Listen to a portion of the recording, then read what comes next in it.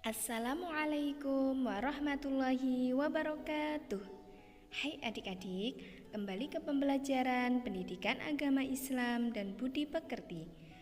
Bab 8, menghindari hibah dan melaksanakan tabayun. Hai adik-adik, materi yang pertama pengertian hibah. Hibah berarti menggunjing, membicarakan kejelekan dan kekurangan orang lain. Pada hibah terdapat pembicaraan mengenai kejelekan atau aib orang lain apabila dia tahu dia tidak menyukainya.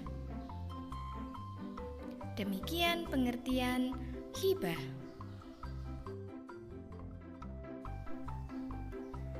Islam melarang umatnya untuk hibah. Hibah diibaratkan memakan daging saudaranya sendiri yang telah mati. Hal ini sudah ditegaskan dalam Al-Quran surat Al-Hujurat ayat 12 yang menjelaskan tentang hibah.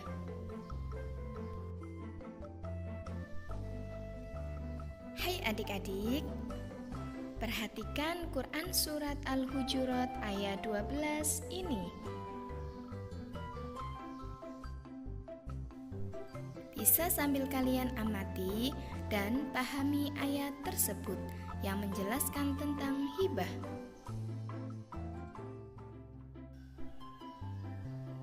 Yang memiliki arti dari Quran surat Al-Hujurat ayat 12, yaitu, hai orang-orang yang beriman, jauhilah kebanyakan purba sangka atau kecurigaan, karena sebagian dari purba sangka itu dosa.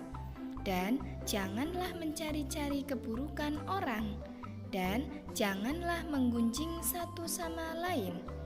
Adakah seorang di antara kamu yang suka memakan daging saudaranya yang sudah mati? Maka tentulah kamu merasa jijik kepadanya. Dan bertawakallah kepada Allah Subhanahu wa Ta'ala. Sesungguhnya Allah Maha Penerima Taubat lagi Maha Penyayang. Quran surat Al-Hujurat ayat 12.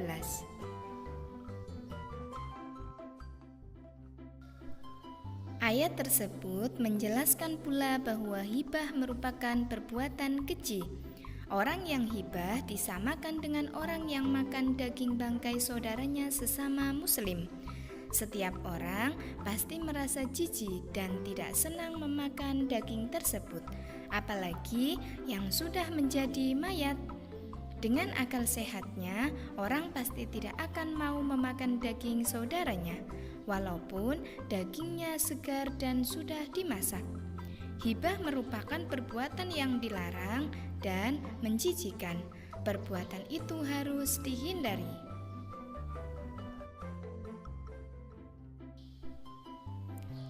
Penyebab hibah. Yang pertama, membicarakan keburukan orang lain dengan keinginan mengangkat derajat dirinya sendiri. Yang kedua, sikap iri terhadap keberhasilan dan kesuksesan orang lain. Yang ketiga, sikap egois yang cenderung merendahkan orang lain. Yang keempat, balas dendam terhadap orang lain atas perilaku terhadap dirinya. Yang kelima, amarah yang tidak terkendali. Dan yang terakhir, bercanda tanpa disadari dengan merendahkan orang lain. Cara menghindari hibah. Yang pertama, berkumpul dengan orang-orang yang soleh. Yang kedua, menyadari diri bahwa Allah Subhanahu wa Ta'ala membenci seseorang yang menggunjing saudaranya. Yang ketiga, berintrospeksi diri dengan melihat aib diri sendiri dan selalu berusaha memperbaikinya. Yang keempat, menjaga lisan. Yang kelima, berpikir positif. Dan yang terakhir, memohon perlindungan kepada Allah Subhanahu wa Ta'ala dengan berdoa. Hai adik-adik, demikian cara menghindari hibah. Selanjutnya, pengertian tabayun. Secara bahasa, tabayun berarti mencari kejelasan tentang sesuatu hingga jelas dan benar keadaannya. Adapun menurut istilah, tabayun adalah proses yang dilakukan untuk meneliti dan menyeleksi berita dengan sikap tidak tergesa-gesa dalam memutuskan sehingga permasalahan menjadi jelas dan benar.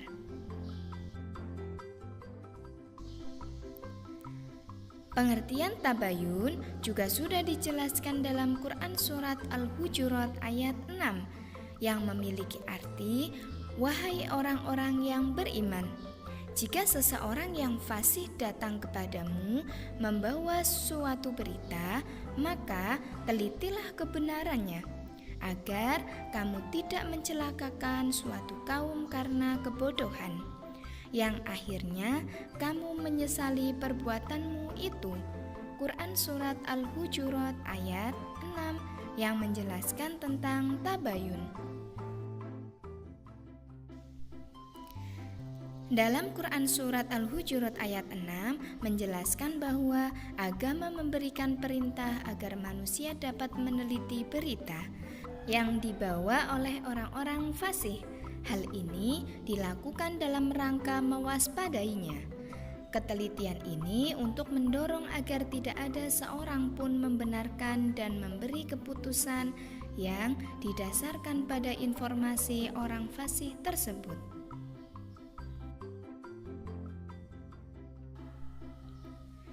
Selanjutnya, apa saja teknik tabayun? Hai adik-adik, berikut teknik tabayun. Yang pertama, sumber informasi dipastikan dengan benar. Hal ini dapat dilakukan dengan melihat kompetensi sumber yang dirujuk. Apakah ia memiliki kompetensi untuk menyampaikan informasi yang benar? Yang kedua, pastikan isi informasi berisi kebenaran. Yang ketiga, pastikan tempat dan waktu informasi yang diperoleh adalah benar. Demikian teknik tabayun. Hai adik-adik, tabayun juga memiliki manfaat. Berikut manfaat tabayun. Yang pertama, berhati-hati dalam menerima berita. Yang kedua, menghargai orang lain sehingga tidak terjadi kesalahpahaman. Yang ketiga, berbaik sangka terhadap sesama sehingga dapat menimbulkan kerukunan dan kedamaian. Yang keempat, persatuan dan kesatuan dapat terjaga baik di lingkungan keluarga, sekolah, dan masyarakat sekitarnya. Yang kelima, menciptakan kerukunan dan kedamaian di masyarakat. Hai adik-adik, sekian pembelajaran pendidikan agama Islam dan budi pekerti.